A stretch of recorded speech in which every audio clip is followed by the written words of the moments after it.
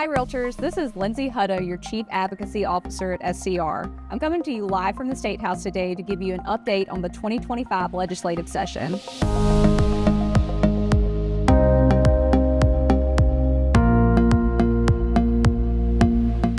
The legislature has officially completed the first year of a 2-year session, and even though we've adjourned sine die, we're not quite done yet. Per the sine die resolution, lawmakers will return to Columbia at the end of May to finalize the budget and take up any gubernatorial vetoes. 2025 presented some interesting challenges as the 2024 elections resulted in historic turnover at the State House.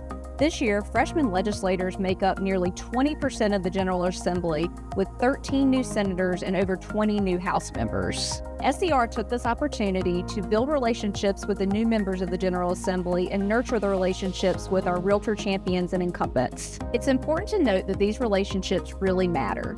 Building trust and fostering collaboration ensures SCR's strong presence at the South Carolina State House. These alliances that we spend time making help drive good policy forward and stop bad policy before it impacts your business. This year, the General Assembly honed their focus in on 4 major items. Educational vouchers. The General Assembly made a third attempt at passing voucher legislation that will withstand scrutiny from the state Supreme Court.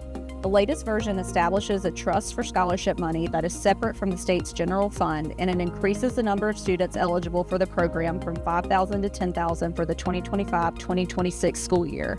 The state superintendent of education will also need to appoint a trustee to oversee this program. Liquor liability and tort reform.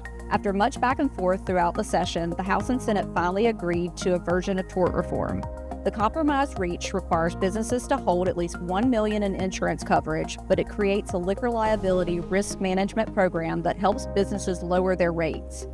Businesses may qualify for lower rates if they stop serving alcohol after midnight, require an alcohol training course for employees, or derive less than 40% of revenue from alcohol sales.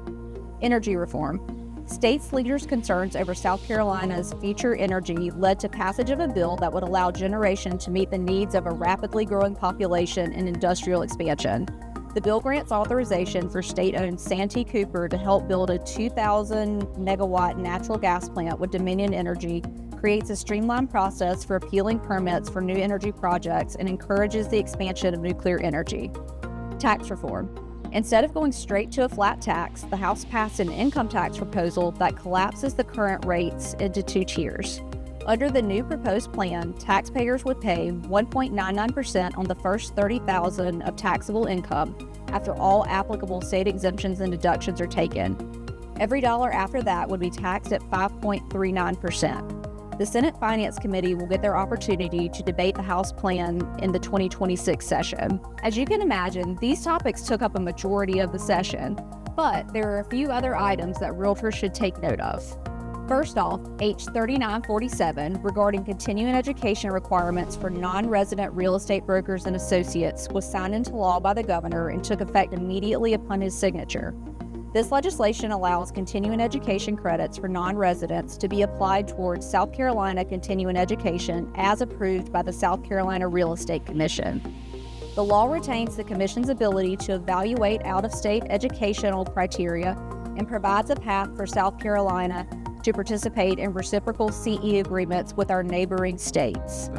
As of filming this update, the South Carolina Real Estate Commission is working diligently to secure these reciprocal agreements with North Carolina and Georgia. If you are renewing this cycle, please be on the lookout for the latest updates from the South Carolina Real Estate Commission to verify if your CE will count in either of these states.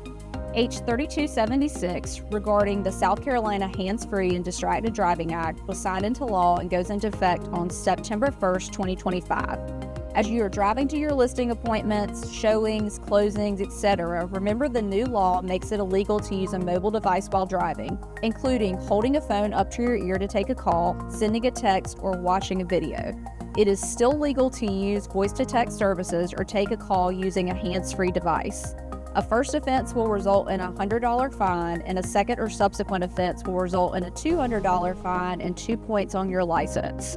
There will be a 180-day grace period where law enforcement will only issue warnings.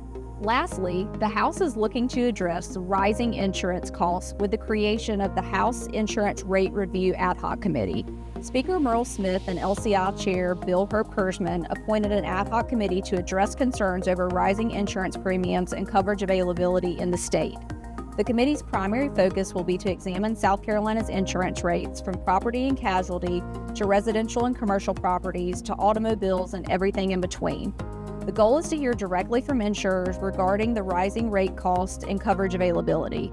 The committee held their organizational meeting on May the 8th and will plan to meet throughout the legislative interim in hopes of addressing this growing issue through legislation in the 2026 session.